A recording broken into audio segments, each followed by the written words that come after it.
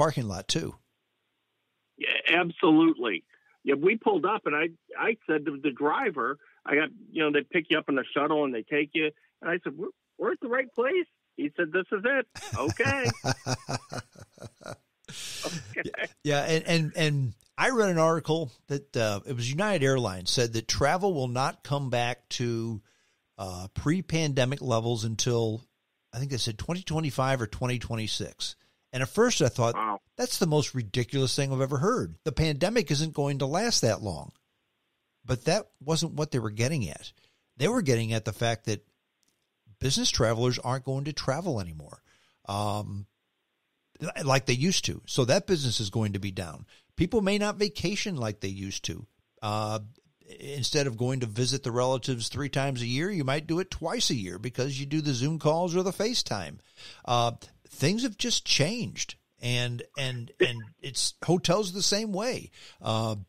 I think we had a conversation. I came upon this where the first thing I do, the number one reason I like to stay in a hotel is because of a nice, soft, comfortable bed.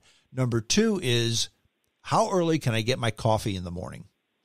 Yeah. And I like to stay at Hampton Inns because they have coffee 24/7 and they make a fresh pot of coffee at 4 a.m. I usually get up and shortly thereafter I'm there for the fresh coffee. Well, guess what? Right, they don't do that anymore. You know what? We don't make coffee anymore. Or we make coffee. We serve it at 6 o'clock. Well, I can't do that. Right.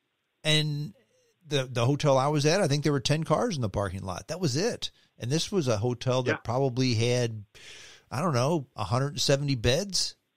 So that's right. And when you have that 170 bed model, right?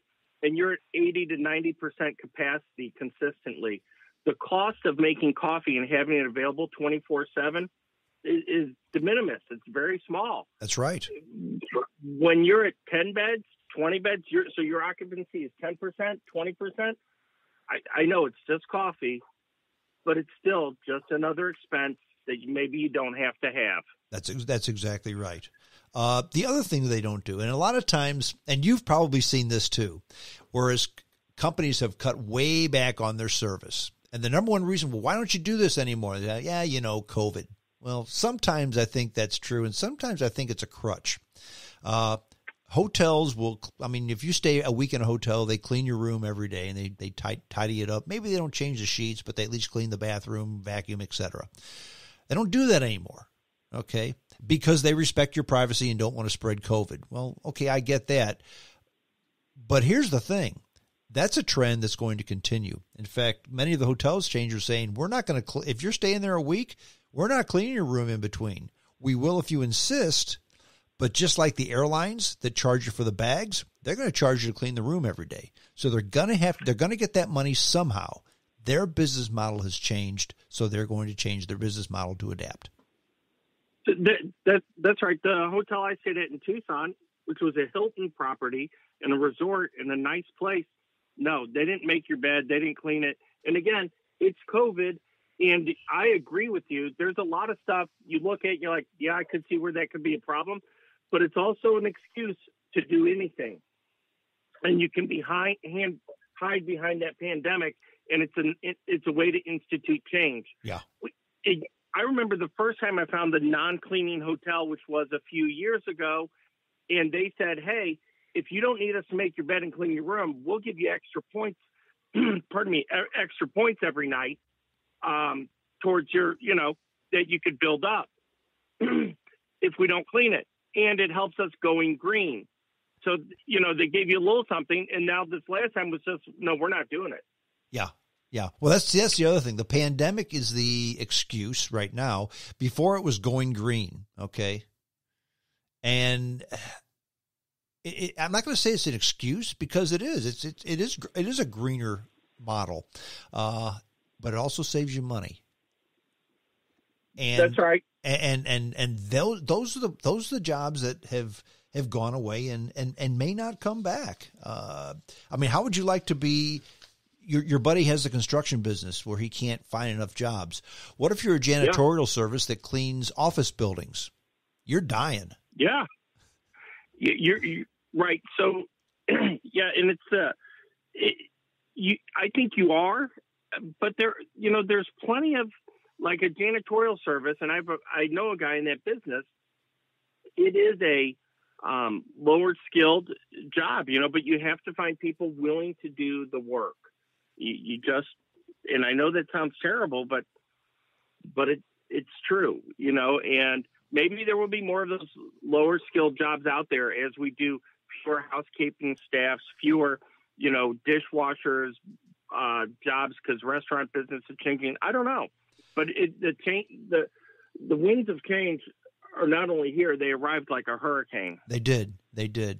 But there's low skilled jobs, there's semi-skilled jobs, and there's tradesmen, okay?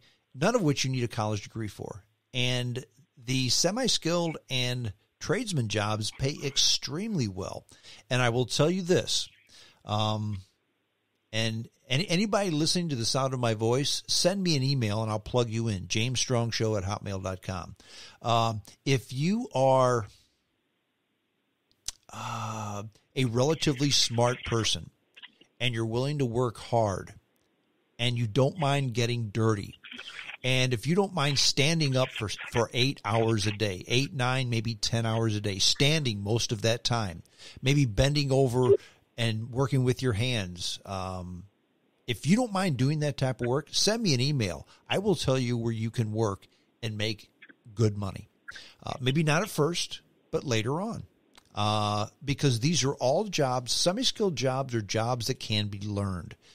You may not know how to do it now, but most companies will train you. They'll show you how to do it. All they ask is that you show up and try hard, and you'll succeed. Factory jobs, machine operator jobs. I'm here to tell you that they cannot get enough warm bodies to fill those because, again, they're dirty. You have to stand all day long. You're working with your hands, and I will guarantee you, at the end of the first day, your legs will be tired, your feet will be barking, your hands may have cuts, you're going to have a sore back, but after a few days, you get used to it, and you'll be just fine. Yeah, and it's not not only will you get used to it, you'll actually get stronger, and it's good, and it's real work that you can do for a long period of time. Yeah. Now, I understand. I've had some people say, "Well, I can't do that type of work." Well, one of the persons that told me that was 64 years old. I get that. Correct. I get that. I'm not totally ignorant to the needs of some, but there's a difference between being 64 and saying, "Look, I'm an old dog. I can't learn that new trick." If you're 34 and singing that song, son, you've got a problem. That's right. That's right. And the problem, if you're not sure what it is, go stand in front of a mirror. Yeah, that's exactly right. It's another story we talked about. Somebody that we know very well needed some extra dough, and they got a job at a factory working a weekend and working long shifts at a weekend, doing weekend contract work. And this was work that anybody with a pulse, correct me if I'm wrong, but anybody with a pulse and could stay awake could do. And the pay wasn't great, but the hours were long. At the end of a weekend, you could make decent money. In 2 days, you can make some money. And all you had to do was show up and not fall asleep. Is that an exaggeration? No, James, that's exactly right. I believe they worked 3 days, like Friday, Saturday, Sunday, 10, 12-hour shifts. But I think they walked out with $400 or $500. Yeah. Yeah. And that's a job that requires no skill.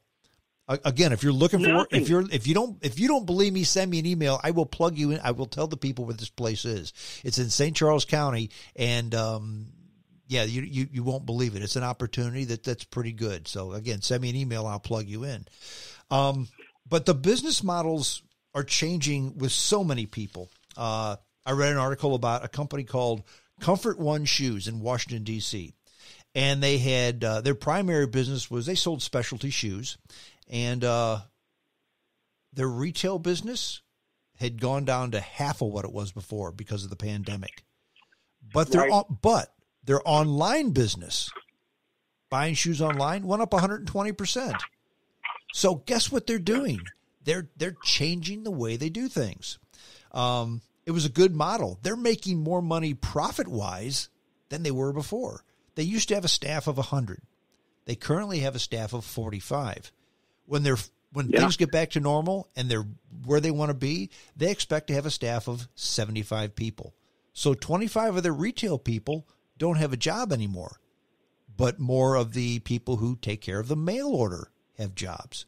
So they need less people to do the same amount of business, so they can take a little bit of a hit on the profit margin because they're not hiring as many people. Shopping centers. I will tell you 2 examples that we've had. One of them I'm looking at right now. I had to buy a camera for my computer. Okay. My wife had to buy cleaner for our coffee maker. Mm-hmm. I went to 3 stores. She went to 2 and couldn't find it. I mean, and they were all big box stores. Okay. I'm sorry, we don't have that right now. I'm sorry, we're out. I'm sorry, we don't carry that anymore. So what did I do? We just ordered it on Amazon. Yeah, went to Amazon and bought it. Yeah. I mean, I physically went to 3 stores looking for a computer camera, and they just said, sorry, either they were out or we don't carry that stuff anymore. Yeah, and it's interesting because you're getting more of the we're out than we haven't had that in decades. The store's out. The store was never out. Yeah. Never out. Right. And they're out all the time. Go buy an appliance. Go talk to people in the appliance business. Not all these things. You might wait 6 weeks for a fridge. You might wait a month or longer for a freezer. Mm-hmm. Mm-hmm. And those are all. The change is broad, and it's not coming. It's here. Yeah. And I think you're going to see a lot of permanent change out of it. Like your example about the guy with the pizza parlor in San Diego, he's finding this is actually a better business model for me. Yeah, that's exactly right. I actually don't have to have X, Y, Z, this, and this actually works better. And there will be other ones that look at it and say, I can't wait till we get back open and the dining room's open, and because that works for them. Well, and I think what's happening, and again, I will use myself as an example. The trophy wife and I have a Saturday tradition. We still have date night, and basically, if she wants me to keep her around, she said, you need to take me out on a Saturday night like you've always done. So we do that, kind of. With COVID-19, a lot of the restaurants shut down. Plus, we're not exactly as comfortable going to some restaurants as we were. But we still want to frequent the restaurants that we like to help these folks out. So every Saturday night, we do takeout from the restaurants that we used to frequent on a Saturday night. And we do takeout. Right.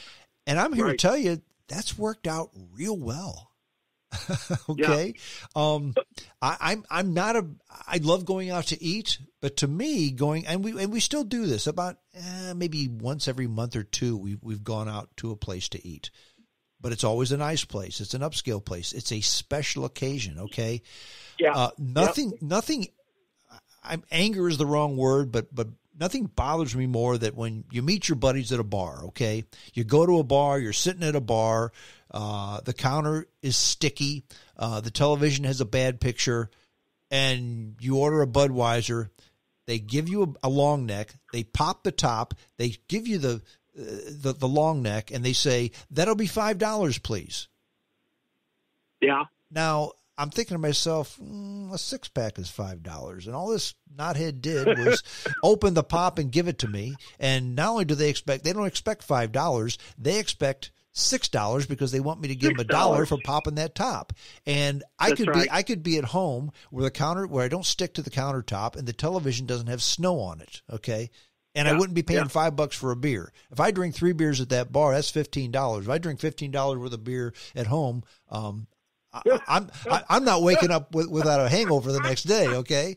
So I think people are looking at this stuff differently. Okay. I think when people start going back to restaurants again, and they will, they're going to expect something more than what they had before.